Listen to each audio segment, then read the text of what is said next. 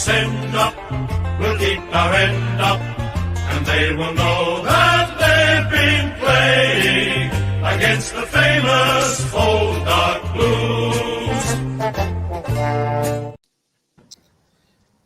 Hello everybody and welcome to another edition of Blue Sunday, coming to you live from sunny Kon Kan, which half of you probably have never heard of, but it's in the northeast of Thailand.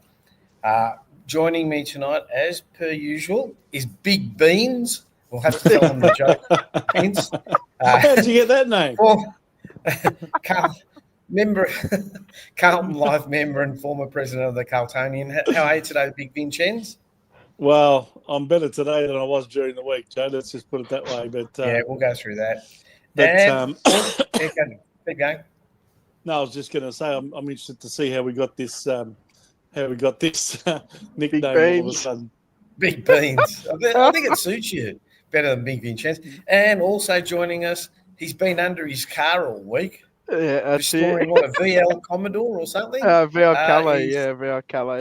VL Calais is Seba. How are you, Seba? How are you? I'm well, Joe. Welcome back, Seba. Very well. You the grease monkey.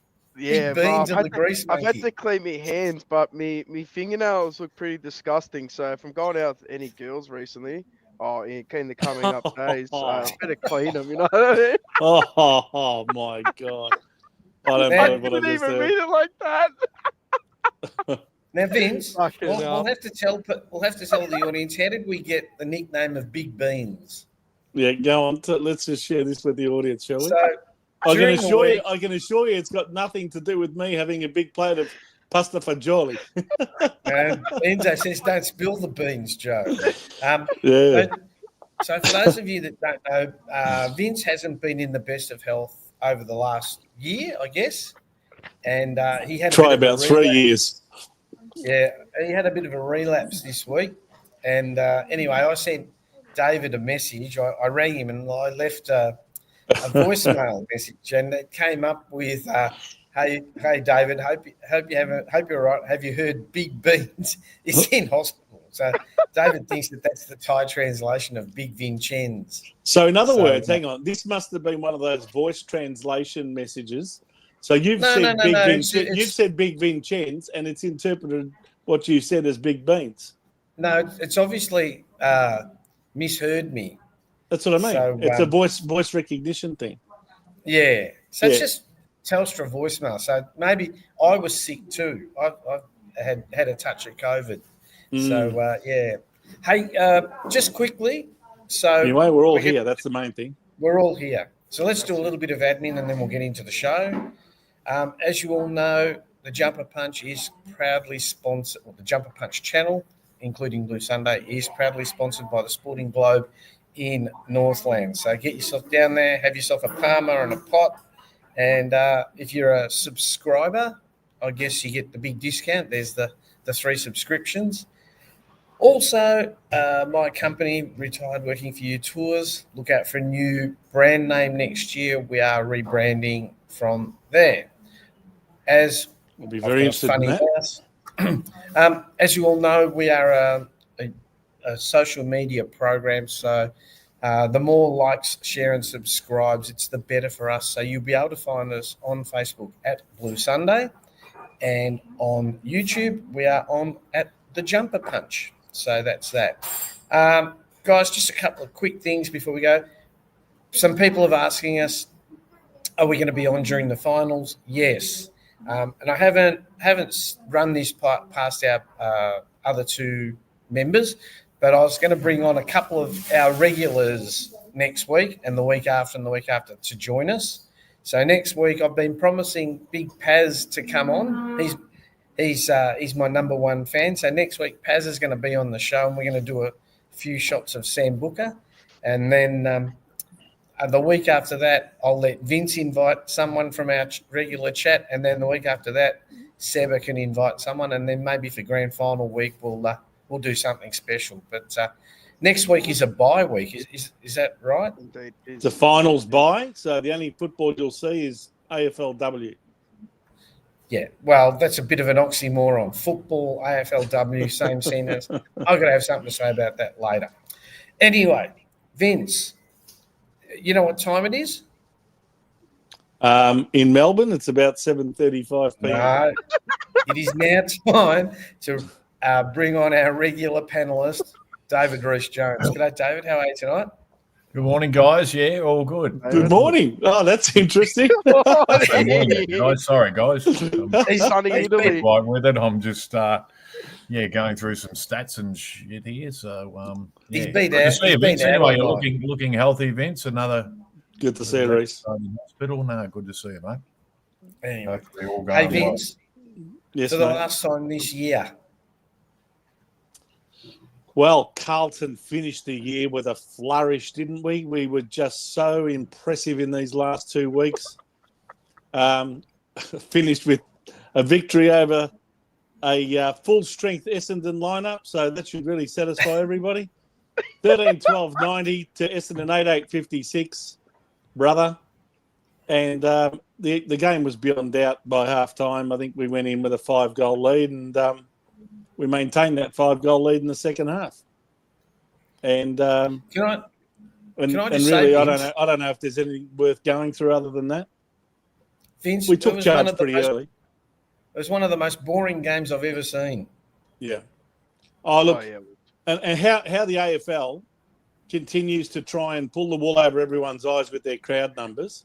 There is absolutely not a snowflake's chance in hell that there were 41,000 people there on cap. Friday night, on Thursday night. That was cap. But anyway, they continue to try and play us for fools. I'll have a bit of a say about the AFL later in my segment. But Maybe they were all in the bar ah. because they wouldn't have been watching the football. Anyway, we took charge pretty early. I think you could tell early on that we were going to try and at least get something out of the game and something out of the finish to the year, which to our credit we did, and a lot of young players came to the fore. So we were always in control. I don't think Essendon ever looked like threatening the game at any stage, and we just coasted to the line. Evans kicked 3. He's been a real revelation in the last half a dozen weeks, ever since he got king hit by Stephen May in that game against Melbourne. He kicked another 3. Could have actually kicked 4, but do you know what he did? He did the team thing and kicked it to a bloke called Tom De Conning in his 100th game, who went back and kicked the point. Standard. So well done, Frankie Evans. One of the real sort of shining lights that's come out of the last half a dozen weeks or so. Moya and Flynn Young got 2 each. And I was just having a look at that. I reckon that's the first time I've ever seen 3 multiple goal scorers in the Carlton list of goal kickers, and all of them with their jumper numbers in the 40s. Have you ever seen that before? 44, 42, and 45. Only you could think Sorry, of that, 43 Vince. and 45, I should say. Well, we did have Mackay and Walls. Yeah, and the other goals, 43. one of the other single goal scorers was Hudson O'Keefe. So if he had scored a second one, he would have added to that. So anyway, just a bit of trivia for you. Nothing else to talk about. Disposal winners. Georgie Hewitt. I think he sewed up the best and fairest with that game. 36 possessions. Yeah. Akers got 29. And to go with his 29, he had a massive tackle count. How many tackles do you reckon he laid, Seba? Oh, I think they come in. I think they come in boxes at 7-Eleven to be. Yeah, they're called Krispy Kremes, mate. Yeah, they're the ones. They're the ones. 29 disposals to Blake Akers, 28 each to Cripps and Walsh, 22 to Cowan, 22 to Motlop, and 21 to Hollands. They were all of the Carlton players who had more than 20 possessions. I'm not even going to bother with this. Who cares? I think you'll find that Guelphy got 3 goals, and Kako and 2 Meter Peter got 2 each. And the rest were singles.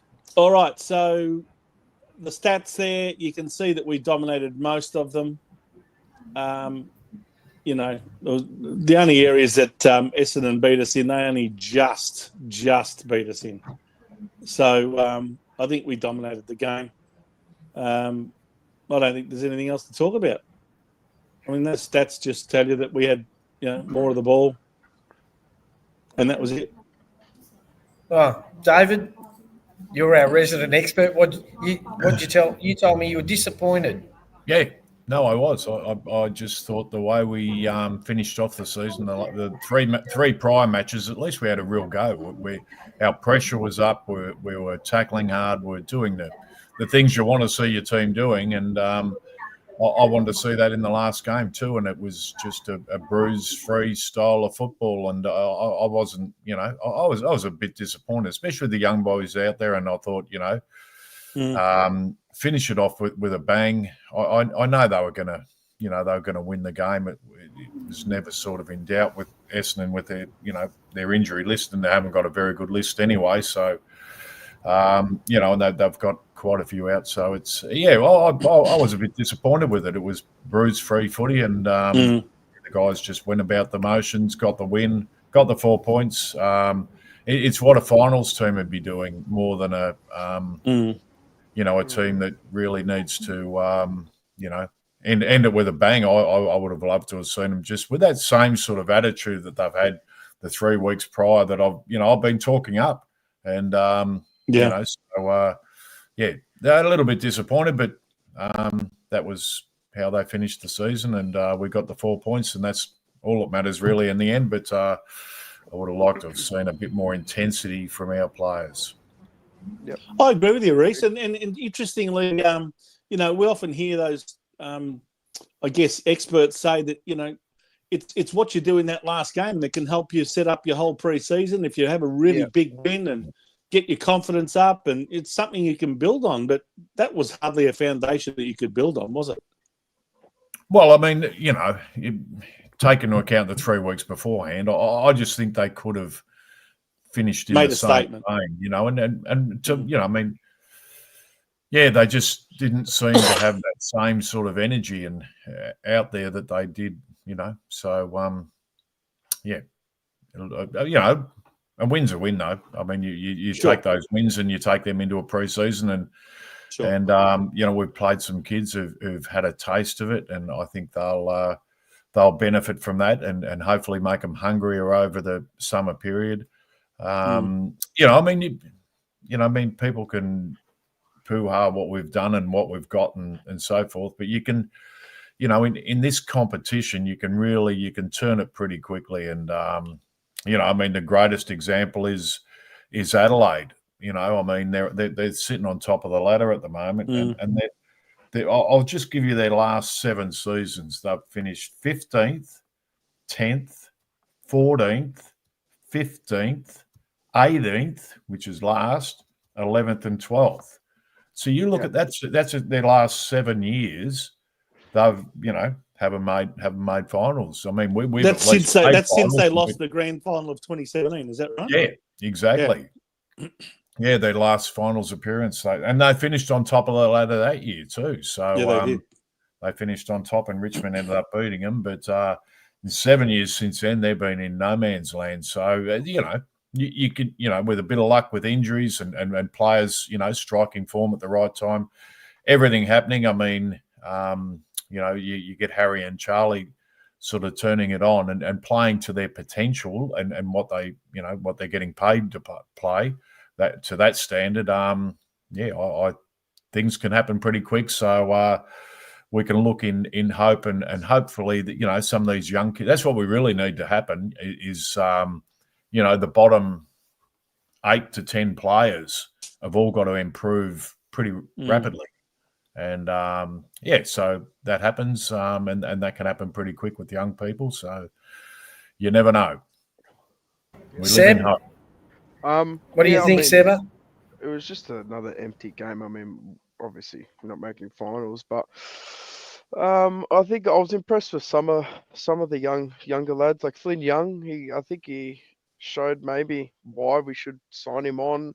I mean, Sam Walsh. I was impressed with Sam Walsh again, just to be able to run it out. And you could tell that he was on.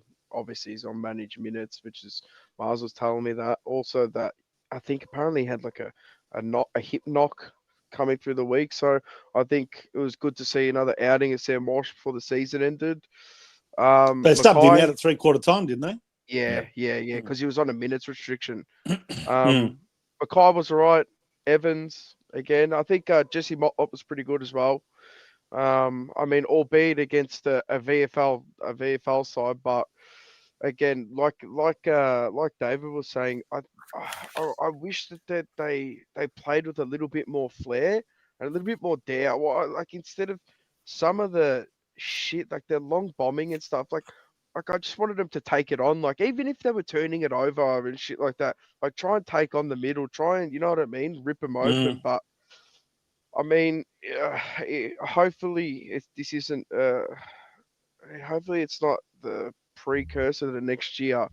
I really do want to see it a big change in game style next year, or else we're in for another long season. But yeah, I mean, it is what it is. It was just I'm just happy the season's over. That's all. I'm just really happy guys, the season is over, but I've got some interesting news for you. Don't forget, it won't come up. Next weekend, on the 30th, the Jumper Punch Live. Got Heat Scotland, Brendan FEVOLA, Brad Pearce at Howlers. Saturday 30th of the August. Saturday 30 August, 6 p.m. to 11 p.m. It's a bargain.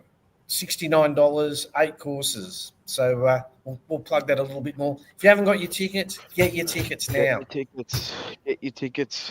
Yeah, but yeah, just happy the season's over. I don't know about you guys, but it was such a relief walking out of the ground, like knowing that I didn't have to come to a game for another 6 months. And yeah, like I'm not even trying to be a smart ass. It's just, it just come at the sigh of right relief. time. It's finally arrived. Yeah. It's over. The Yeah, nightmare's I'm over. like The nightmare's over. I mean, Yeah.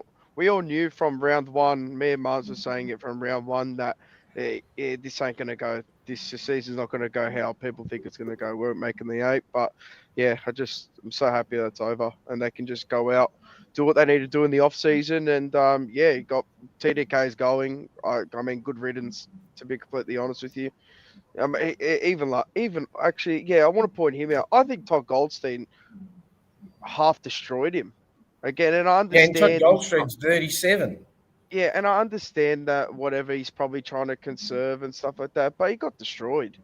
I mean, it's just, but yeah, it is what it is. Good riddance, to be honest. So were there any positives, David? Look, there's always positives, and I think Vince touched on one. Frankie Evans over the last 4 to 5 weeks has been a real positive, because that small forward is what we've been really looking for, and goal kicking small forwards. So and that's something I've really got to look at over the summer period. I'd like to see, they tried. I'm trying to think who it was. Zach Williams has been sort of down there around about and been able to cause a bit of damage down there. I'd like to see Chera down there a bit more too. I don't think, they tried him off half-back flank this year, but I just think we got a bit too much of the same through the midfield. So and Chera's a smart player. He's one of those players who knows where to go, knows how to get the ball. He can get the ball a lot, and you sort of look at Chera's stats after a game, and he's had 25, 26, 27, 30 maybe, but he hasn't had much influence. But he can get the ball, and he's one of those blokes who's a pretty smart footballer. So maybe he could be thrown down there as a type of player. But it's going to be really interesting to see, the influence of Graham Wright, and that's going to really start from now, and in who's staying, who's going. I think we can basically say that that TDK's gone and Jack Silvani's gone. 2 definites. I don't think there'll be much more than that. I think from all indications, the players, there's some good reports from, and even I think it was Jacob Wiedering who mentioned, that if anyone wants to leave, go. Yeah, so did Walsh too. Yeah, so they're committed. They're committed. Yeah. The one thing is our main players, whether it be Cripper, and there's no dissent. You have a look at West Coast, for example. I mean, their captain's leaving. That's shocking in a lot of ways. Yeah. The captain wants out, and that's really a bad showing for a club. But we haven't got that. We've got a couple of blokes who go okay. They're no world beaters, but and they're going for their own reasons. But yeah, good luck to them on their way, and we'll fill their spots pretty easily anyway. So we've just got to get the right players in there, right recruits. I mean, Jagger Smith, he's going to, hit it next year. So, and he's going to be a first-year player, so we can't expect a lot. But from what I'm hearing, we can expect a bit, if you know what I mean. So, it's onwards and upwards for us, and as I said before, things can turn really quick in this competition. We just need to play with that attitude we had the 3 weeks prior to Thursday night, and I think we can be right up there.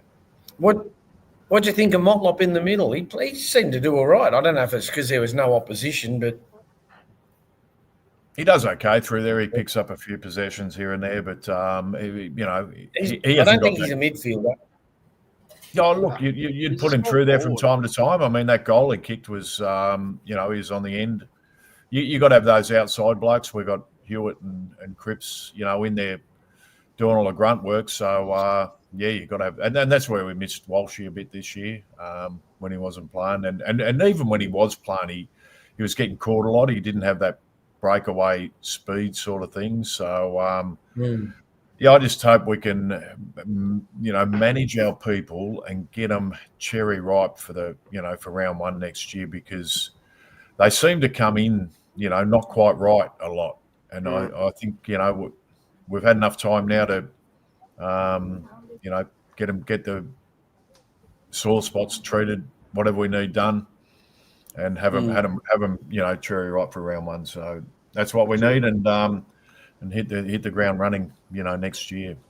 Agreed. I heard Seba. Sorry, Joe. Go. No, you go, Vince. Sure. Yeah. Okay. I heard Seba say earlier that Mackay did all right. Now, I'd love to discuss him because he kicked 7 last week, and if you just have a look at the stat sheet, he kicked 1 goal 4. Yeah, 1 goal 4. His kicking for goal was pretty off, but what did you make of his game, Reece? Did you think he had a good game or a poor game? Oh, or anywhere in between? Probably. I just think, that he was another one of those that sort of went through the motions a bit. It was, did what he had to do, and, they weren't going to get hurt. They weren't going to, So, I don't know whether Mad Monday was in the back of their mind or do they have that anymore? It was always in the back of my mind. You're probably not allowed anymore. It's on the back of your mind, even if you're in the finals. Always in the back of your mind, I think. But yeah, when you had no hope of playing finals and that, so yeah, natural instincts. But yeah, he probably wasn't at his best either. But he'd been, he's had a reasonably good year.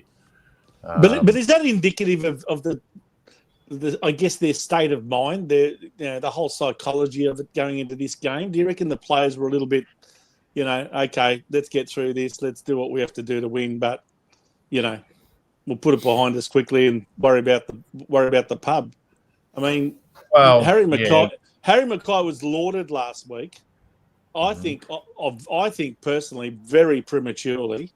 Yes, he kicked 7 goals, but Port Adelaide were witches' hats. I mean, all you had to do was see how they played against Gold Coast a couple of nights ago to see, that they had all of their chips in that basket to try and win that last game for Ken Hinkley and for Travis Boak. They did not turn up to that game the week before in any way, shape, or form, thinking let's put everything into it. There's no way in the world. I reckon Port Adelaide are a better team than Essendon.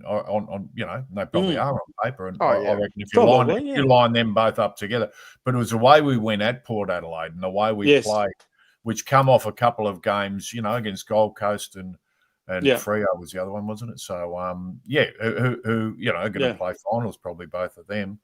I just think that we just. But are we too quick to? Are we too quick to all of a sudden, pour on the syrup You know, pour the syrup all over Harry. What a wonderful game. Kicked 7 goals. He was played against witches' hats. He was up against some young bloke in the defence of Port Adelaide who had no chance of outmarking him. And I think quite fairly, people have said, well, where was this when we really needed it? When we were trying to win enough games to make the finals, where was Harry then? Where was he? He wasn't even on the ground half the time. I don't think Harry's been that bad this year. I think he's contested very well. When he's played. Well. When he's played. Well, he's played a lot this year, probably a lot more than he did the previous year. But yeah, how many games? He's missed a lot of games through personal leave, and then I think he might have got a hammy or something. But anyway, he's missed quite a few games. Yeah, well, they all seem to, don't they? At time to time, they all seem to be missing. Charlie misses a lot. Harry misses a lot. That's what we need. We need those guys out there. You know, I mean, they're on big contracts, and so they should with you know what they've shown, and we need those guys playing to what they're getting paid. Basically, they're the top line paid in our team, and should be real A grade footballers, but they're probably sitting around B grade footballers at the moment, which I think, you know, from their own personal pride, development point of view, from their own pride, they should want to be, you know, playing like A grade footballers week in, week out, and you know, accept that responsibility that you are. You know, I mean, Cripper accepts it. You know, we've got players who do. Jacob Wiedering, he puts in, week out, and that's the thing too. Like you say, their pride and all that. And this is the thing that I've been big on as well. And I was on the emergency meeting saying it with TDK and all these players. You don't want to be here, just go. I don't care whether it's a Silvani, whether it's this. It doesn't matter anymore, because you know what? Those players are not going to win you. They're not going to be there in your next flag, and they're not going to win it for you because they don't give a fuck about the club. You know what I'm saying? And even if it's not so much that. I mean, you look at TDK, for example. I mean, he's been given a ridiculously stupid contract, and I don't know whether it's a Silvani factor or what it is, but you know, it's a ridiculous contract for a bloke. You know, for a team who've got a pretty good ruckman anyway, to be throwing that sort of money around is crazy. So it's you know, but you can't. You know, but the thing is, you don't blame him. Are you going to sit back? You're sitting there and $100,000 a year, and you're renegotiating with your employer, and someone comes in and offers you $200,000 a year. Are you gonna sit there and say, well, no, I'm going to be loyal to you? You know, I'm doing the same job, but I'm going to be loyal to you. Now, Seb, I'm putting this to you. Would you? Yeah, no. What are you going to do? You're going to take the 200. Doing the same job. I'm not sitting personally. Any job you're doing, any job, that's their job. I'm not sitting there all year and holding my company ransom and not giving them an answer. To be completely honest with you. Well, no, I think that's fair. I think that's fair because no, I don't. I don't agree with the rugby players, for example, who come out and say that they're leaving next year. They go and play, you know, and contribute and whatever, but I just think with AFL and the way we are, we'd be just too hard on a bloke who come out, you know, round 5 or 6 and says, I'm not going to be playing with you next year, I'm going to St Kilda, which is what they do in the rugby. I reckon AFL supporters just wouldn't accept it. And they'd look for every little thing week in, week out to criticise. Yeah, it'd be a pile on from the start. So I don't blame our blokes not doing that, and then I don't think they can either. I don't think they can, to be honest. Like I said, I'd have more respect if he did, but the one that's probably more annoying to me, and it's pissing me off, and I've got legit no respect for. I couldn't care less what his name means to the club, to be honest. Jack Silvani out there whoring himself for half a year and taking the piss out of us. Good riddance, goodbye. And I hope you lose every game for the rest of your career, because to sit there and mug the club off for the whole year, and I don't care what anyone says. To sit there and I'd say Jack Silvani has a go. Jack Silvani at least has a go, and I think every he can have a and go. I think he's been great for our back line and so on. But that's I can see where your anger's coming from. But I just if Jack Silvani didn't put in on the field, then fair enough. But he does. That's not my point. That's his job. I'm not knocking him on field. It's the pure fact of, and I understand you're going to talk to other clubs and about contracts and stuff like that. But to be we're getting mugged off by other coaches. We're getting mugged off in the media because he's out there whoring himself 24/7. I got no respect for it, to be completely honest. And I understand where you're coming from, but I just can't find any ounce of respect for someone that's going to mug the club off like that. I don't really care because I mean. And Jack Silvani, while I like him, he has a go. His heart's in it. You can see that. He does have a go. He's one bloke who just does have a go, and that's his game. And if he didn't have that, he wouldn't have much of a game. But Jack Silvani's no superstar either. So losing Jack Silvani is not going to hurt us a lot in any way, shape, or form. So I don't know why people talking about Kennedy and losing Owies and things this year. Jeez, it's not the point of him that doesn't hurt us. It's not the point of him hurting. I'm not saying he's going to hurt us or anything like that. To be honest, he's easy to cover. I don't care what anyone says. A player like that you can find. It's just more of the principle of him whoring around and mugging us off all year. I can't hack that. I mean, most of that's happened since he's been injured. Anyway, from what I can gather, that he's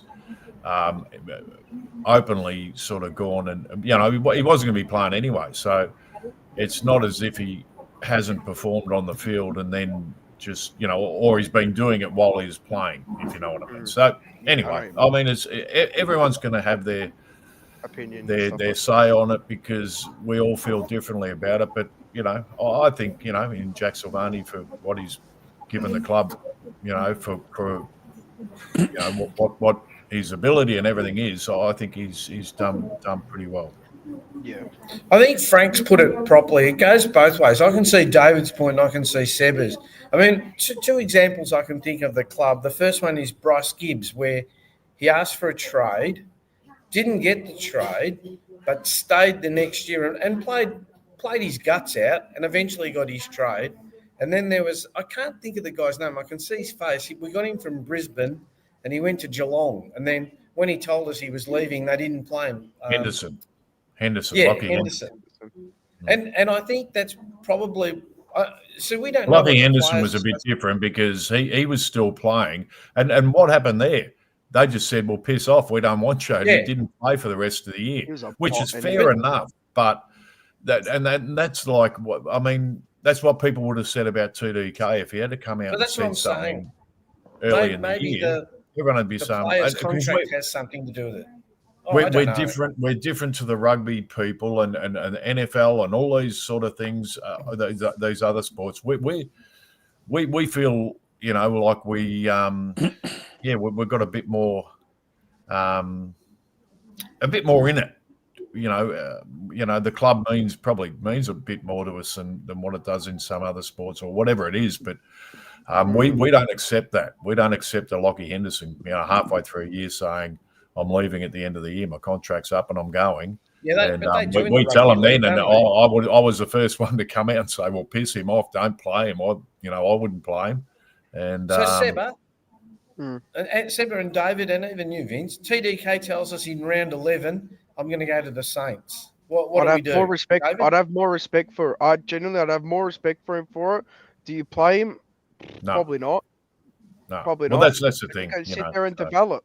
But then the thing is, they've nursed him to 100 games. Like, what? Why?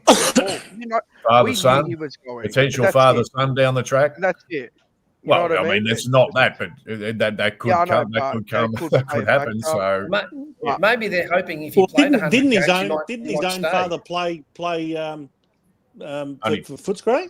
Played for Footscray, yeah. His dad did, probably only 30. But how many games did he play? Yeah, not enough for Tom or Sam to qualify for father-son, unfortunately. Yeah. Maybe they got him to 100 games so that he'd stay, Seba. We don't know. They might think that that's going to change his mind. It's always gone. He's a bot. Guys, can I ask you a question? You talk about, what if TDK came out and said at round 11, I'm leaving? But is he actually allowed to accept an offer halfway through a season? I mean, is it actually permissible for a club to make an offer and for that player to accept the offer and for the contract to be a done deal halfway through an AFL season? Isn't this one of the reasons why everyone waits till right at the end? Yeah. So the deal wouldn't have been actually done, if you know what I mean. Signed. The deal gets done. Yeah. The manager, I mean, everyone's heard about it, the 1.7 million. And at that time, TDK was playing pretty good footy at the start of the year. He would have been in people's top 3 or 4 ruckman in the competition at one stage this year. Yes, he was. At one stage this year, he was up around the top 3 or 4 ruckman in the competition. So, and obviously, it affected him. It affected him. It obviously affected him. The news getting out and then all the scuttlebutt and everything. So, it definitely affected him. So, I probably you can see it in people's faces. And last week I think I mentioned that he looked like he's enjoying his footy again, if you know what I mean. He was running and jumping at the footy and looked like he's just back to the old TDK sort of thing, what we're expecting. And and he had probably 6-7 weeks of just going, and probably he was in body preservation mode. I reckon he was just trying crazy not to get injured. Yeah, no, I don't think it's that. I think you don't know how it affects people. Just a quick shout out to Oz. Congratulations on being a member for 12 months. I put it up before, but you obviously didn't see it. But well done, Oz. Well done, Oz. One of our regular listeners. I just don't think we're ready for it in the AFL because people will just if he came out in round 11 and we played him, he'd drop a mark and they go, no, you had us in Kilda. The best sport for it is the soccer. It's the best sport for it. It's the best sport. There's players that go. I think they seem to accept it a bit more though, Seb, in soccer. I think it's more natural. I think it's more natural there, and the fan bases are. I think they're a bit more. They're more accepting. A bit more accepting, but also they've got a bit more tougher skin. Yeah, I'll tell you what, Seb. I reckon one of the reasons for that is because there's more players that leave every single club at the end of the year than the ones that actually stay. If you're, it's unbelievable the amount of player turnover in soccer.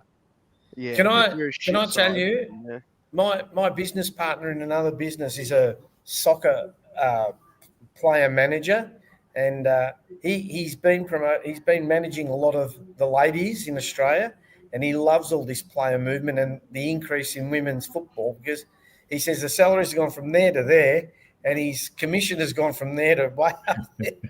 So, but they for some reason, but they don't sign like in AFL. They don't sign 7-year contracts. They're not stupid. They only sign 2 and 3 years. Oh no, some do sign some big contracts. Some do sign some big contracts. Yeah, but I need a very top players. I need a very, very, very. Yeah, not like someone like a TDK who's going to get 8 years or whatever. I need the cream of the crop too. Just to get back to the TDK thing. Look, it's easy to criticise from the grandstand and say, if you don't want to be here, piss off.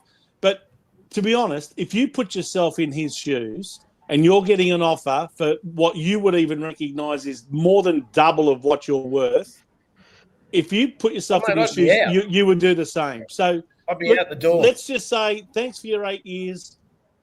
Arrivederci, and let's worry about our next ruckman because I think most people would do exactly the same thing as he's done. So it's very hard to criticise. I don't think he left without having some sort of a heavy heart about it too. I think he didn't want to leave his mates. I think he didn't want to leave the club.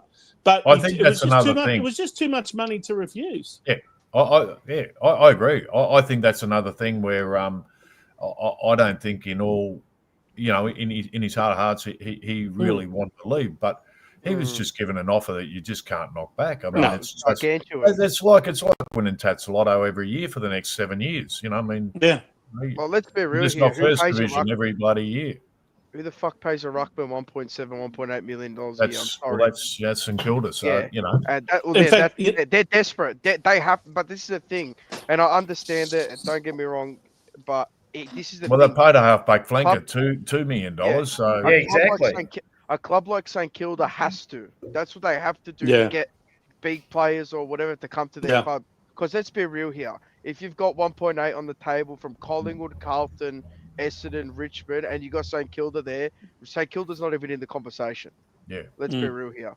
You know, unless the dollars are way over Yeah. the top, right? no one wants to go to St Kilda if you're being But offered the that's- same yeah. contract. and that's why St Kilda, North Melbourne, these teams have got to offer that type of money. But you know, and we're lucky that people want to come and play in front of 60, 70,000 every week. You know, I mean that's half the buzz of playing for Carlton, Collingwood. You know, the bigger teams is you know, you're playing on the MCG, you're playing in front of big crowds. You know, it's finals type atmosphere a lot. That's why, you know, we can be a destination club without, you know, being successful, I suppose, at the moment. Without being desperate.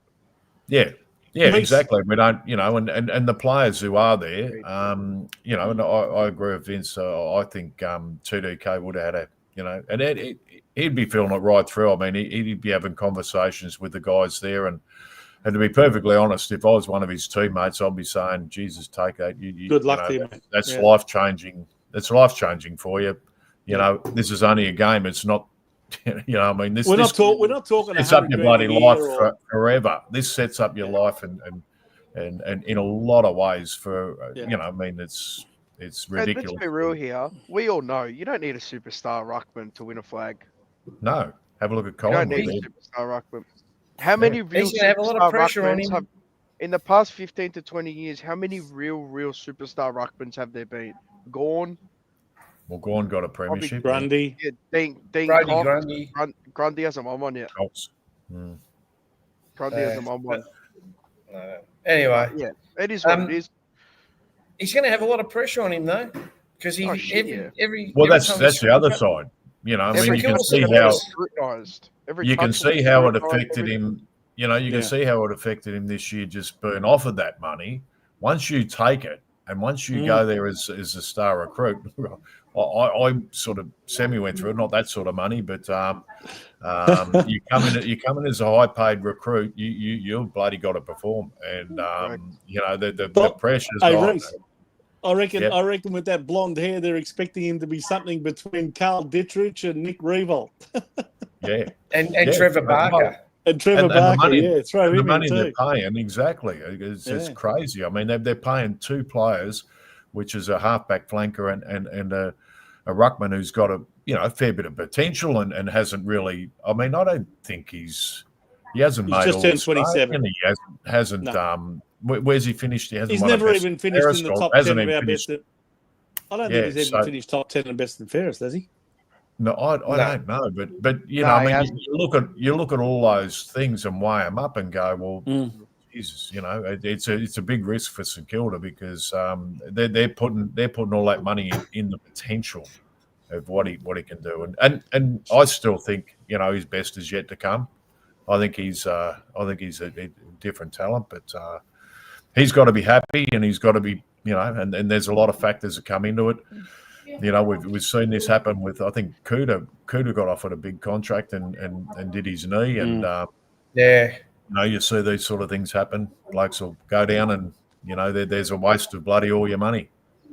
But at least Kuda was already a Carlton player, homegrown at that stage, whereas De Conning's coming over as a recruit to St Kilda. Could that really upset the whole, you know, equilibrium within the playing group where you got players going, this bloke's on 1.7 and I'm doing it tough on 450 or 500 or can it get the players actually Rowan Marshall. I was going to say, how would you like to be Rowan Marshall, who's their number one ruckman, and you publicly toiling away for years.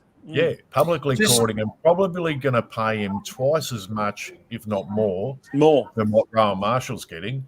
And Rowan Marshall actually beat him this year when we had our game against. That's right. Yeah. So, Hey, I mean, and there's talk of there's talk of other players that they're looking at getting in there, and apparently some of their better players, Wilkie and so forth, are not too happy about things. So, yeah. David, do you remember pans out this? Sorry, Vince. Do you remember this? Petra's given us $6. Reese, for your 6 goals, one behind in 1988 round 11 match at Princes Park against Fitzroy, you only had one handball. I'm very proud of you. Is that true? I don't know my stats. If you're talking to Greg Williams, he'd give you all these stats of every game. But no, I never. He's got memory loss. I do remember that day because I was playing on. They had Paul Roos and Gary Pert back there, and they alternated on me. So played on 2 state blokes and kicked 6 against them. So I was Still ripped them a new arsehole. Hey, Reece, Yeah, just still on the ripped them a new subject one. of past games that are memorable, played by one D. Reece Jones. Do you remember the very last game ever played between Carlton and Essendon at Princes Park? 1992.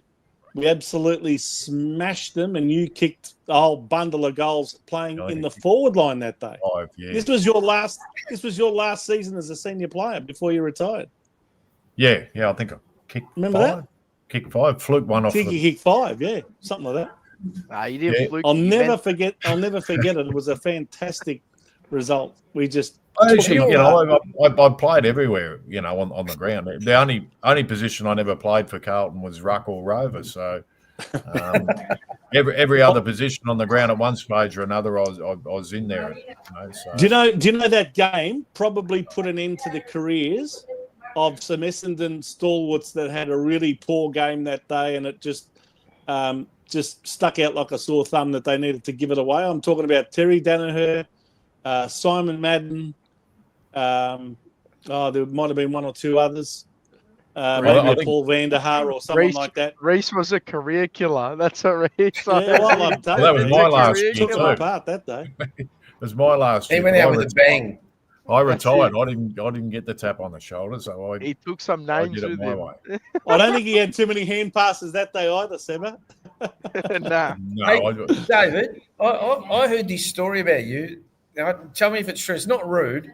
I heard that you decided to retire when after the match they walked in and started handing out lollies instead of cans of beer and cigarettes. Is that true? I did say. I said, look, I said once I stopped enjoying footy, I'd give it up, and I'd never do it for the money. And I look, the club wanted me to stay, and I could have stuck around and had a year or two, and potted around and whatever. But We could have used you in the when your time's up 1993 grand final.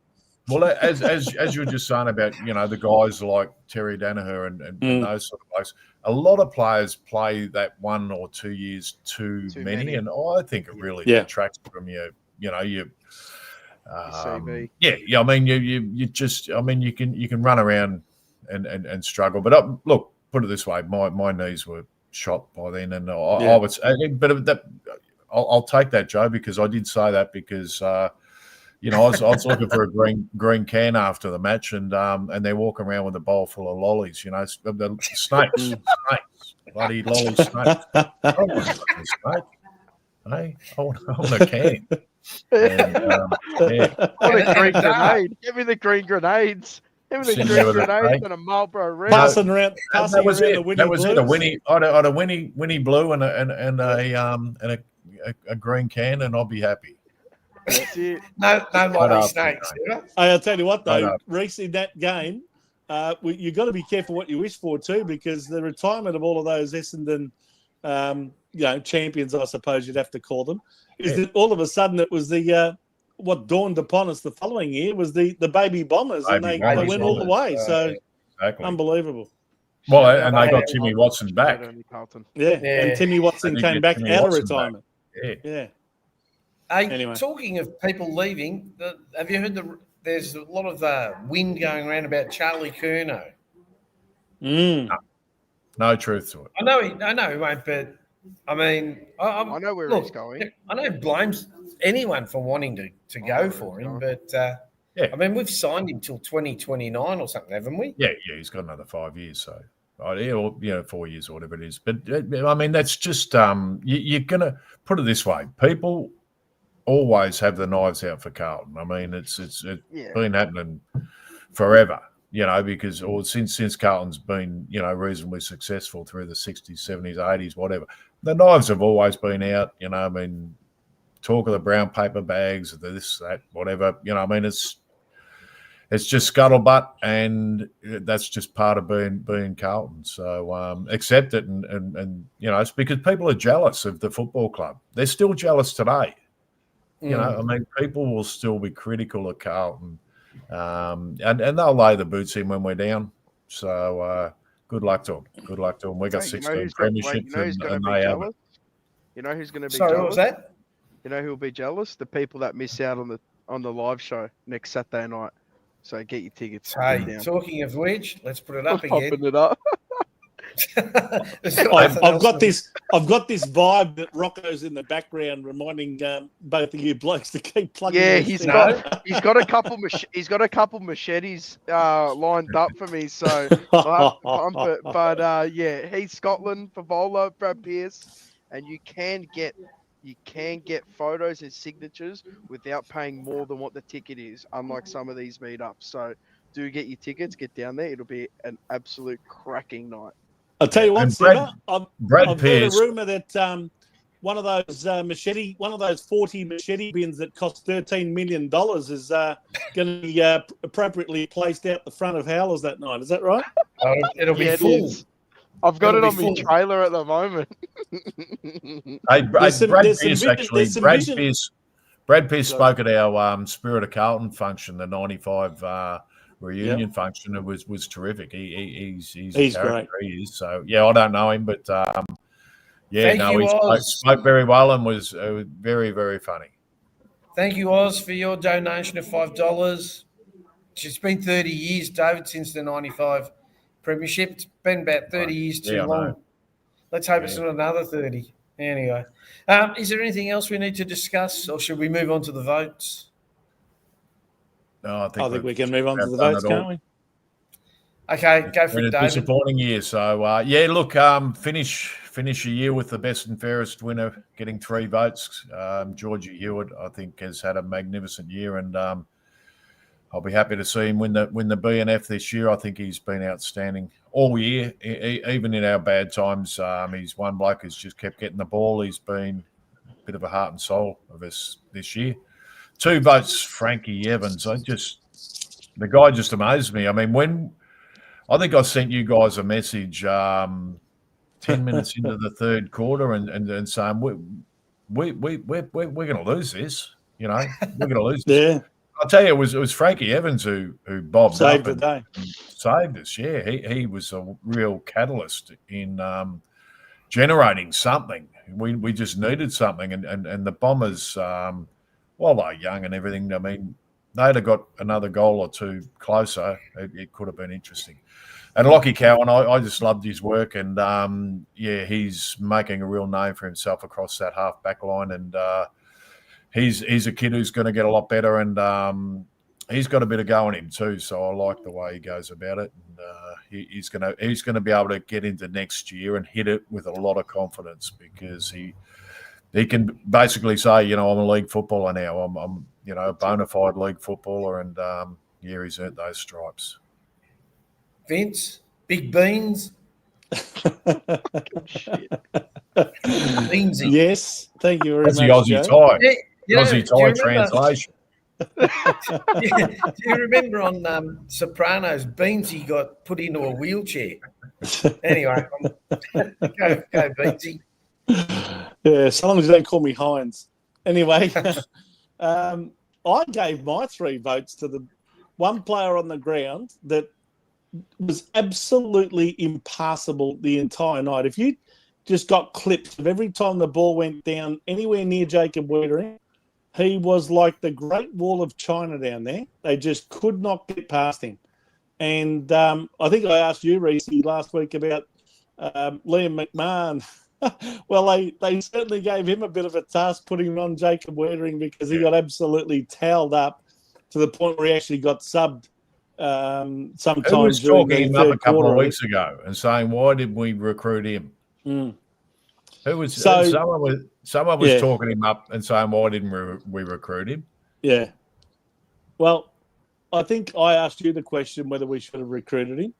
And I said no. And you said, mate, well, you'll be asking me that in 2 or 3 years' time and saying, whatever happened to Liam McMahon? Who is Liam? Yeah, exactly. Yeah, well, who's Liam McMahon? But anyway, look, I mean, the two players that are, opposite ends of the spectrum when it comes to experience and know-how. And I mean, Liam McMahon's done very well since he's been given a chance at Essendon, but he was given mission impossible on Thursday night, and I thought Weitering was outstanding. And it's not, I mean, if you have a look at the stat sheet, he probably only got 13 or 14 possessions, but it was the knocker, it was the fists, the golden fists, as they call it on that Foxtel show.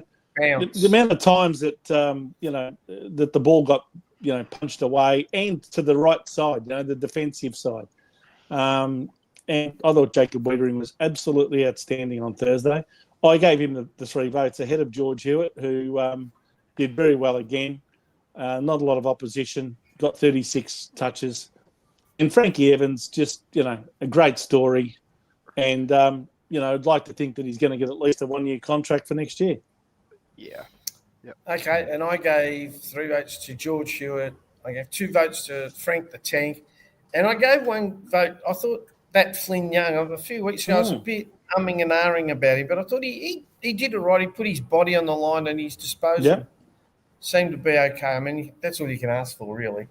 I think he's earned himself a spot on the list next year too. So yeah, I think he's earned a year. Seba, who would you have given votes to? Mine would have been Weitering for the 3. He just kept marking everything. I had Jai Menzies for a goal.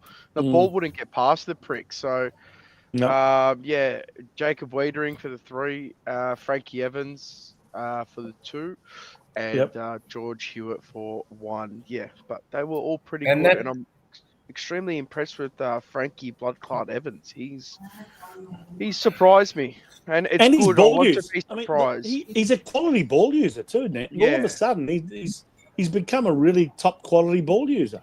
And this is the thing too. And this is the thing too. Like, I was harsh on him at the start of the year, but it's I want him to. I want these players. I want Voss to. I may not agree with the Voss thing or a lot of things, but I want to be proven wrong. I don't want to be proven right and sit here and at the end of the year next year and I've been proven right and so we haven't made the 8. Voss isn't the one. I don't want that. I want to get to the end of next year and we're sitting in fucking top 4.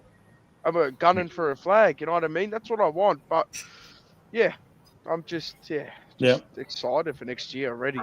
Weirdly, Well, that brings us to the most prestigious football award at Carlton, which is the Blue Sunday Best and Fairest. Let's face it, David would be proud to be mentioned here. But the runaway winner, George Hewitt. Second is Patrick Cripps. Jacob Weitering. Have a look. Adam Chera hasn't played a game for ages, so he bowled a lot of them early. Yeah, he got all them. And the 2 names that are missing. Just put that list up again. The 2 names that are missing from that list: Walsh, Curnow. Walsh has been out a lot with injury in it. Mackay and Curnow. Where are they? Yeah. Where have they been all bloody year? Sleeping. Missing in action. Yep. Sleeping. Charlie's checking out the surf in Sydney, and Harry's been on absence of AWOL or whatever. Well, anyway. as I said, Vince, you put those 2 up in there. We're playing finals, and we're giving it a shake, and that's where they need to be because that's they're on the big bucks and long-term contracts and that's when that's when we'll be a real chance. So that's what we need to look forward to. Remains to be seen. I just had a look at our votes. We've given Harry Mackay 18 votes, and Charlie Curnow has had only 3 votes all year. There you go. That'd be amazing. think he's had a horrid year. When was the last Anyway. time Charlie Curnow played a game that you would say he really took the game by the scruff of the neck and basically won it for us? Hadn't been this year. Hasn't been this year. I'll tell you, what, the only comes- game I can think of that comes to mind. Gold Coast in Gold Coast. I was there. Yes, Gold Coast on the Gold Gold Coast Coast in Gold about Coast. three I was there. 3 seasons ago. I think he Yeah. kicked 6 or 7. Yeah. Anyway, I mistakenly put up. David, your Spirit of Carlton award goes to. Yeah, it goes to Ollie Hollins. And I actually would have put Ollie Hollins in the votes if he just some of his kicks, and I think that's really what he's got to work on over the summer. He's just got to work on, hitting targets. He tries to bite off a bit too much at times, and I think you got to know your limitations. You got to know your own limitations, and But I just love it. He just runs. He works so hard. Look, he's. I reckon he's had a pretty tough year. It'd be hard with having a brother who's, stuffing up a fair bit and not playing and causing a bit of a distraction outside. So full reward for this guy because you can see that he just tries. He really has a crack and. He tackles, he chases, he does all those things, but he never stops running, never stops trying. So he gets me a reward. And if he had hit a few more of those passes, he would have made the votes. Anyway, and the award that I've instituted this year, the Blues Witches hat, goes to. God, man! that's surprising. Come on, man! I didn't think it was that bad. I would have given it to Will White, that one. But anyway. Well, it was a toss-up. But I've got something against him. Will White's young and inexperienced. Leaving Lewis young. He's a Hey, champion. Hey, Hey, boys, Lewis you know young who alone, I thought bro. Joe He's was a going to give it champion. to? You know who I thought Joe was going to give it to? His Who? favourite Who? player to give it to, Lockie Fogarty, even though he was in the grandstands. I thought about giving it That's to something Fogarty he would do too. That is something he would do too. That's because right. he didn't get enough. He didn't go and get the chips when he was told to. Anyway, since All there's right. no tipping, and since Vince and copies David, we've got to. I beg your pardon. Yeah, We both got it right. yeah. David was telling me you Unlike just the bloke at copied the him. bottom who's got it You wrong give for your the tip last 10 weeks. after Reese. Yeah. What were And you doing all year, Joe?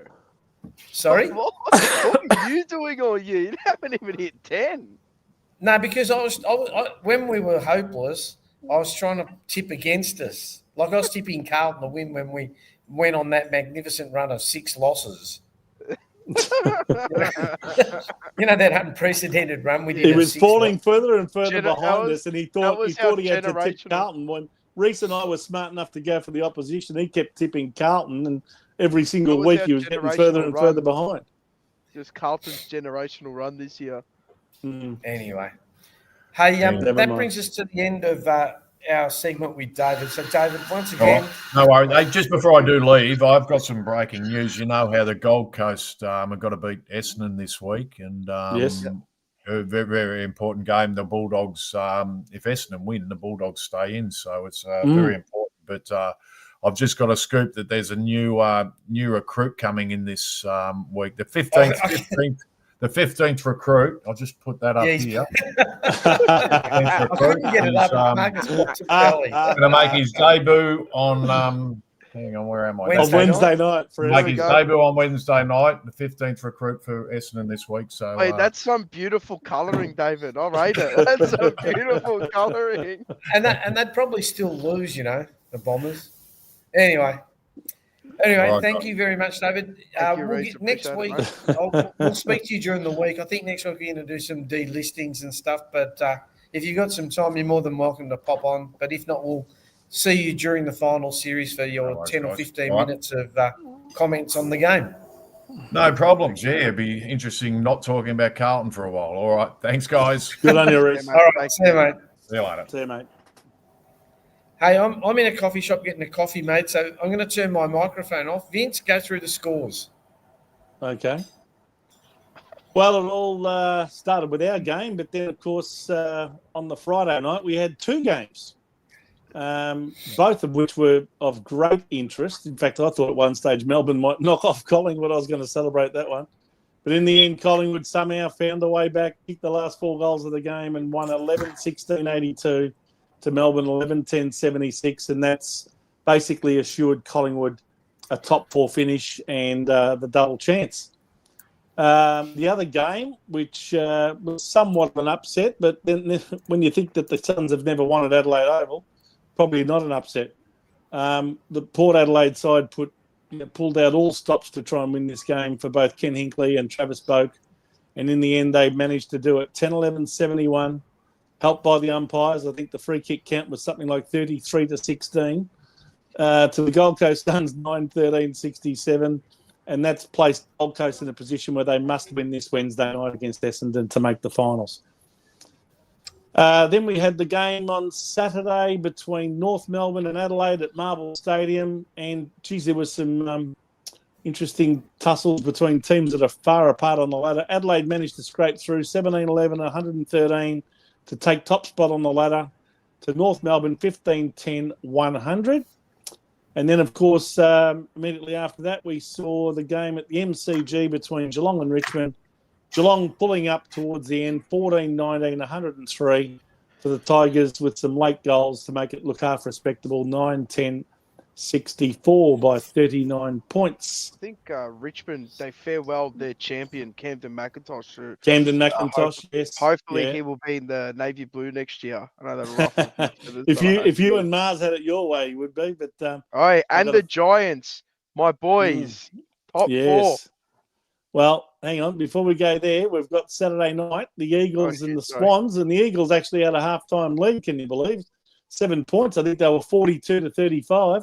Yeah. But then the Swans absolutely demolished them in the second half to win 18-10, 118 to the Eagles, 7-9-51 by 67 points. And then today we saw a very entertaining game. It could have gone either way. The GWS Giants in the end won 15-14, 104. That guarantees them a home final. They'll either finish 5th or 6th. I think they're in the top 4 at the moment. No, they won't. Well, either, assuming that Brisbane or Hawthorn wins, they're going to get pushed down to 5th. 15-14, 104, defeating St Kilda, whose winning runs come to an end today, 14-9, 93, but certainly a very gallant St Kilda. And the last game that we have a full result for is the one that everyone had their eyes on today at Marvel Stadium. The Western Bulldogs had to win to make the 8. 14-13, 97. Well, that's assuming that Gold Coast is going to beat Essendon on Wednesday, which, let's face it, they are. They're going to do it. 14-13, 97. In the end, beaten by the Fremantle Dockers, who, we'd have to say, passed the test, didn't they? Justin Longmuir, their coach, backed them in last week after they lost to Brisbane and said, I'll back my team in to go over there and win, and they did. 17-10, 112, and a thoroughly deserving 15-point victory. And the Dockers will also be likely to finish in about 6th, I think 5th or 6th position as well. That's it. Oh, so I think Rockamoro said they need a draw to finish in the top 4 of the Giants. I think it's close at the moment, is it not? Can I just ask, have we got an update score? I haven't got it on me. I was just about to tell you. 46-41. At halftime at 6-10 to 6-5, so the Lions are 5 points in front. So the ladder as it stands at the moment without the result of this last game. Let's go the draw. Let's go for it, Vince. You've got 9-18 there. Oh, do you want me to go from bottom to top, do you? Oh, okay, that's better. So in the end, we see Adelaide on top of the ladder, well-deserved, 72 points. That's a whopping 18 victories out of 23. Very, very healthy percentage as well. 1 game clear of Geelong in second. So both those teams will end up playing 2 home finals. Even if either one of them loses their first final, they'll still get another home final. But if they win their first final, then they get a week off and then they play another home final in preliminary final week. So it is a big advantage to finish top 2. Geelong on 68. Then, of course, we have at this point in time Collingwood on 64. and GWS on 64, followed by Fremantle on 64. Now, as you can see there, Brisbane and Hawthorn, either one of those teams wins, and the likelihood is that the winner will go into third position and end up playing Geelong at the MCG in the first week of the finals in a qualifying final. Collingwood is likely to drop to fourth and have to play Adelaide in week 1. Then you're going to end up seeing the Giants in fifth, Fremantle sixth, the loser of Brisbane and Hawthorn likely to be seventh, and then, as I said, the Gold Coast, if they beat Essendon, will jump over the Bulldogs and finish in 8th position. The Bulldogs likely to slip out and finish 9th with 14 wins for the season, which is very, very unusual. I don't know that a team's ever not made the finals with 14 wins before. And then there's a pretty decent gap, isn't there, to Sydney in 10th. They ended up on 48 points. They finished the season with a flurry, didn't they, Sydney? As soon as they got those top players back, like Goulden and Hapley and guys like that, all of a sudden they came good. Carlton is in 11th position.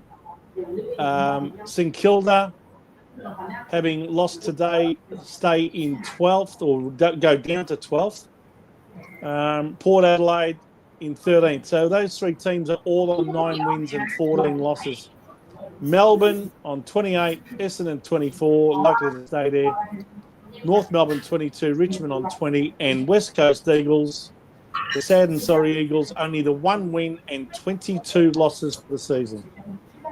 Hey, the Tigers did well for a team that wasn't going to win a game. Yeah, they did. They did. Anyway, now they need to build on that. It is now time for. Now I don't know how big a volcano it's going to be tonight because you're not feeling 100%, are you, Vince? No, I'm not the best. But I'm sure I'll try and fire up as best I can. Okay. And then I'm going to have a say about something as well. Go for it, Vince.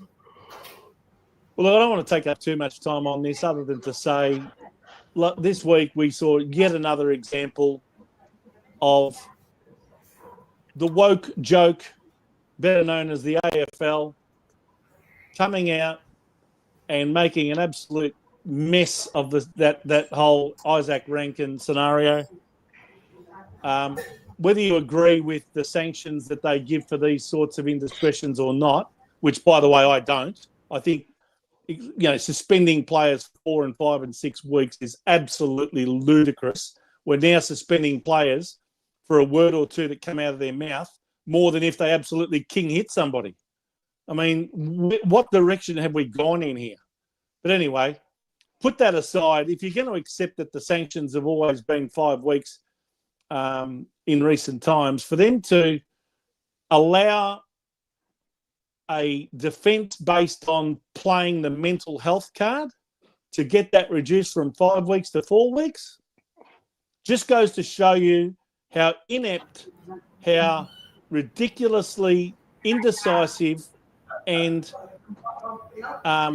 how incompetent the AFL has become under the leadership of these absolute muppets like Dillon and Kane and all of those people. No wonder they've had to go and basically throw the checkbook at people like Greg Swan and Tom Harley at the Sydney Swans to come over and help them fix the absolute mess that they've created this year. I haven't done it yet, but I'm actually going to produce for everyone here on one of my next rants or one of my next Vincanos a list of everything that the AFL has fucked up on this year. Excuse my language. But they have absolutely ballsed up that many things. They've ballsed up more things than Luke Sayers did at the start of the year. And he had his balls out. That's what I'm trying to say. Fucking hell. Jesus Christ. So that'll never die, that joke. But at the end of the day, I actually think that it's become a whole joke around this all of these slurs that offend people. Now, okay, is it okay for when the LGBT community gets out there in one of their gay parades and starts mocking Christianity? Is that okay too? Was it okay at the Paris Olympics last year when all of these gay people who put on this parade mocking the Last Supper with some fat gay beast meant to be taking the place of Jesus Christ at the table? Seriously?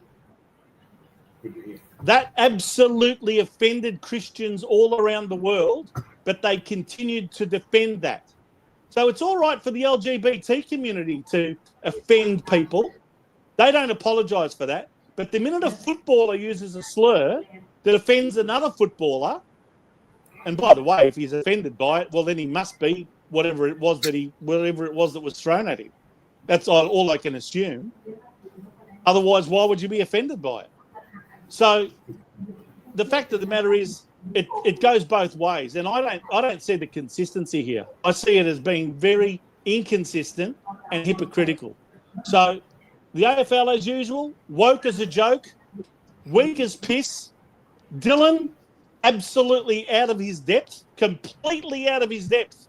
And Laura Kane, so much out of her depth that she even got replaced at the start of the year, and now she's in charge of the AFLW, which, by the way, if you haven't had enough woke crap and pride flags and rainbows and bullshit, it's all on the way over the next 2 or 3 months. Make sure you stock up, because you're going to get an absolute mouthful and a half of it over the next 3 months while they play the AFLW season. Well, So I might buy you. There's my Vincano for the week. I might buy you a rainbow-coloured unicorn, Vince. Did I fire up enough for you, Joe? Yes, Yeah. I think you did. I was just going to talk about a couple of things, right?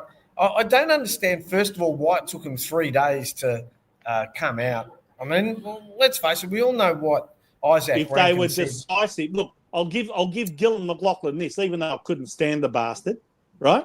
Another woke He prick. knows his mum and dad. No, I don't care, right? So at like- least he made decisions. Whether you agreed with him or not, at least he would have come out at the start of the week and said, it's a 5-week sanction. You want to appeal it? You want to put forward some case? Okay, we'll listen to you. But at this point, it's 5 weeks. That's it. But these people here who are running the AFL let it go all the way to when Carlton was playing Essendon on that day before they finally made a decision. And they looked weak. And everyone in the media has taken them apart ever since, and deservedly so. They are out of their depth. And the bloke that's going up for re-election as the head commissioner of the AFL, what's his name again? Richard Goyder? Richard Goyder. He should resign, okay? He should resign. Dylan should resign. Laura Kane should resign. They need a total clean out at that organisation. They have turned this competition into a woke joke. Hey, Vince, is it true that Isaac Rankin had Snoop Dogg as his counsel? Don't let's get me move on. started. Let's move Well, on. see, there you go. move on. There's more Let's move hypocrisy, on. Joe. I mean, Let's move on. Who cares? there's more hypocrisy to engage Snoop Dogg as a halftime entertainment. Yeah.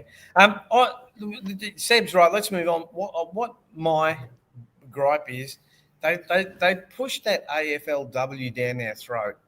I'm sorry. I'm not anti-women playing football. Neither am I. My daughter plays football. I love it. My niece plays. But why do we have to have all that superstars. garbage shoved down our throats every They're not single year? superstars. Yeah, but you can't. But this is the thing. Look. This is the thing with it. Like I don't watch it, but I mean they've got it. It's fine. It's good for them to have it. I've got nothing against it or whatever. But you can't. This is the thing. Just people in general. You can't compare it. Like, and I'm not having a go at you, Joel, or whatever. But we can't compare it and not say they're superstars. I'm not comparing it. No. But what I'm saying is, when we're doing it, it's more like it's. You always got the AFL in the background, like it's because you can't. It's so different. They're superstars in their own right of women's football compared to the AFL. I don't think they are. I do. Yeah, but this is what I'm saying, Joe. In the AFLW, they are superstars. In the women's league, they are superstars. It's completely different to an AFL superstar. You know what I mean? It's completely different. It's No, just but completely different. I'm not comparing it to AFL, even sport. I mean, come on, they kicked 2 goals, 10. I watched it for a quarter the other night. They were dropping marks, missing targets. I mean, it's for some that's people. not a superstar. Yeah, I know, Even the but girl it that is. was the number one draft. I think they've expanded it too quickly, right? There shouldn't be 18 teams. I even think the AFL has expanded too quickly, because if you have a look at the standard of football today, people miss targets. They're professional players, and they just don't. I just think the quality is not that fantastic. Or they're athletes now. They're not footballers. They just run. So I'm not bagging it. I wish them every success, because have a look at the Australian women's cricket team. I can watch that because they can hit the ball, they can bowl, right? Yeah, I'm just looking at skill. Yeah, I'm not going to sit here and bag this shit. I'm not going to sit here and bag the shit out of it either. I mean, I don't watch it. It's not my cup of tea. I'm not going to sit here and bag all the women that play it out for no reason. Like, you know what I mean? No, I think they're good. I want them to play. Yeah. I mean, look. They've got it. It is what it is. People can say it's shit. People can say it's this. People can say it's that. But what I'm saying is, a lot of the time, people say, "Oh, compared to this, compared to that," you can't compare it to the AFL. No, I'm not comparing it to anything. Yeah, that's like me. It's in its embryonic stage, guys. Yeah, that's the bottom line. It is. That women have only really been playing football in a serious way for maybe a decade. Yeah, 100+ years the AFL. That's like comparing the A-League to the English Premier League. It's like it's not even night and day difference. It's another stratosphere. Yep. You know what I mean? Anyway, it is what it is. Vince? I'll tell you what female Australian sports person I'll be watching later on tonight, and she's an absolute star of the game that she plays, and it's an absolute delight to watch her play. Who is it? Minjee Lee. I was just about to say that. Yeah, Australia's champion golfer, and she's equal first in the Canadian Open at the moment. So all the best to her. I hope she wins yet again. Let's She's hope my she favourite. wins. Yeah, let's hope. Hey, Vince, it's now time for your bet of the week. And how did we get last week, Joe? I can't believe it. You've won again. Only just. What a tin ass. We won by 34 points, so I got over the line, eh? Just. But your bet of the week this week is currently running. Go through it, Vince. Well, we're not going to know the result of this game before the show's over, because it's going to be over in the next 5 minutes or so.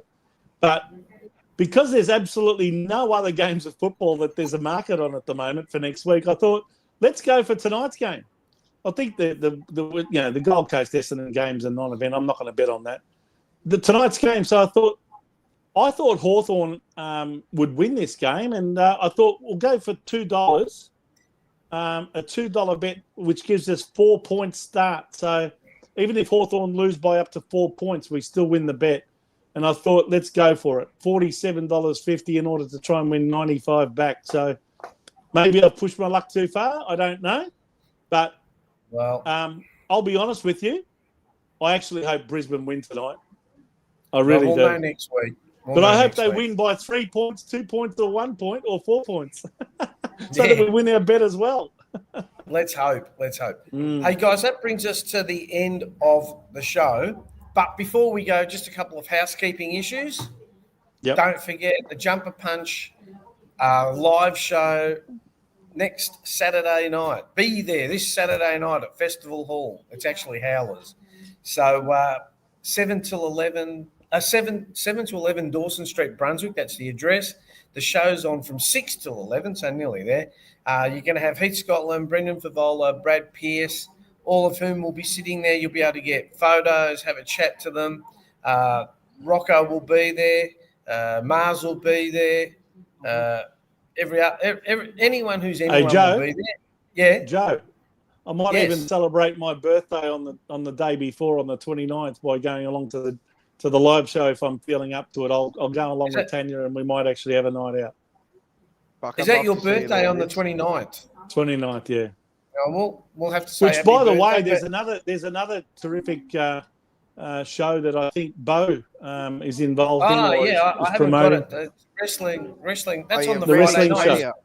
Remix Mania. Get your tickets there if you. Remix Mania, is that what it's called? Yeah, yep. Yeah. Remix Mania. It should be in the description of the video.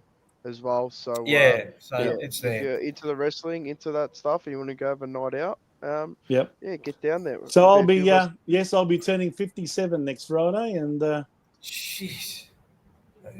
Hey, still young. I think I'm young. getting. I had a mate of mine ring me during the week saying, "Mate, if you go have one more visit into the hospital, you're going to have one foot in the grave." Probably. Hey, Vince, normally you do the Cheerios, but this week I'm going to do a Cheerio, right? Okay, go for it. This is Jeff, right? So, Jeff, G'day, kindly let me... G'day, Vince. How are you? Oh, what a nice-looking singlet top you've got there, mate. Hey, mate. We've got it all happening. Jeff kindly let me stay in his cafe today to do the show. As I said, I'm up here in Concan, and you probably can't see, but we're on the big screen in the background. I've blurred the background. So fantastic. His customers he's been telling them to shut up all the times for us. So they've listened to you. And, they're all Thai, so they understood not a thing. Jeff looks like the sort of person of the vintage that would have remembered a few Carlton premierships back in the 70s, 80s and 90s, I reckon. 68 was the first. I was only a young bloke, and I was down at the Milk Bar on Monday night getting the Herald to get the Herald Reviewer coloured poster. Well, I don't remember the 68 premiership because I was actually born about 1 month before that game happened. What do you mean you don't remember it? Well, sorry, Joe, but I was only 1 month old. Oh, what's wrong with that? At least I was born in the premiership year. Right, I've seen one thought of then. Actually, I've seen a Wizard Cup. I used to go to the past players a lot down at Princess Park and sit in the Heatley stand with John, who was the secretary of the and he was a good mate because I was in the printing industry. I was in flexible packaging in Melbourne for 47 years. Wow. And then bailed off to here, but started watching the show and I contacted Joe and now he's come up here. He said his girlfriend or wife lives up here, so fantastic. From up here, we've been up here celebrating her dad's birthday and Mother's Day, which was a couple of weeks ago. Wonderful stuff. Just big shout out to Jeff. Thank you very much, Jeff. You're welcome, mate. Hopefully, it won't be the last time. Champion, mate. Well done. Thank you, Vince. And I've seen you around the club a bit before. We might do a few more guest appearances from up here next year. Hey, Jeff, do you ever do anything stupid like come to this godforsaken country called Australia anymore? Nah. I left. You're too smart. You're too smart for that, aren't you? Well, I haven't been back since 2019, but I lost two businesses, export businesses, because of COVID. And been here ever since. And, I'm about to come back though. I'll come and visit you. Oh. We'll do a few shows from up here next year. Stay out of Victoria, mate. You might leave with half an arm or a shoulder missing thanks to a machete or something. It's unbelievable. But anyway, we'll talk a bit more when we finish. So come on, Vince. You've normally got 50 Cheerios. Go. And hello, sir. No Cheerios from me, Joe. No, I got a Cheerio. Seba, come on, Seba. Give us a Cheerio. Big Cheerio and shout out to Only Carlton. He's been absolutely breaking my balls in my Instagram DMs. But, big shout out to Only Carlton. He's a legend. If you are on Instagram and stuff like that, please do follow. Do go give him a follow. He does some absolutely exceptional work, and I think there is something in the wind for next week. I think we'll be seeing him. So from me to you guys in the chat as well. Also hit the like and subscribe if like the show tonight. But to everyone in the chat, thank you once again. Actually, I have got a Cheerio. I just here we go. Take it away. Take it away. A Cheerio to one of my favourite people. Lovely guy, Anthony Orsini, and all of the guys and girls that are at Virgin Airways or Virgin Airlines that work with him, and they know who they are. They watch the show every week. So big shout out to all of the guys there, and hope you're enjoying the show. And Vince, last but not least, we should thank all the people that have been in the chat, the regulars, Oz, Rocco Moro, Alessandro, there's Petra, Stuart. You all know who you are. So, Bo Champ, well done, mate. You're a champion. And don't forget to go to Bo's Alessandro, David, and also, of course, Danny Finn. As well. Scotty Tompkins, Paz. So next week we'll have Paz on. So until next week. Shout out to Rocco. Me, Vince, I think we'll be reviewing the Jumper Punch live show more than we'll be reviewing anything else because there's no game to review. But we'll certainly go through the list of players. Is that what we're doing? Yeah, we certainly will. So Seba and I'll get something happening. I'll contact you. But anyway, so from sunny Concan, hope you have a good week. Stay safe, people. Can't say go Blues because they're not going anywhere. So go Mad Monday. Adios from Egypt.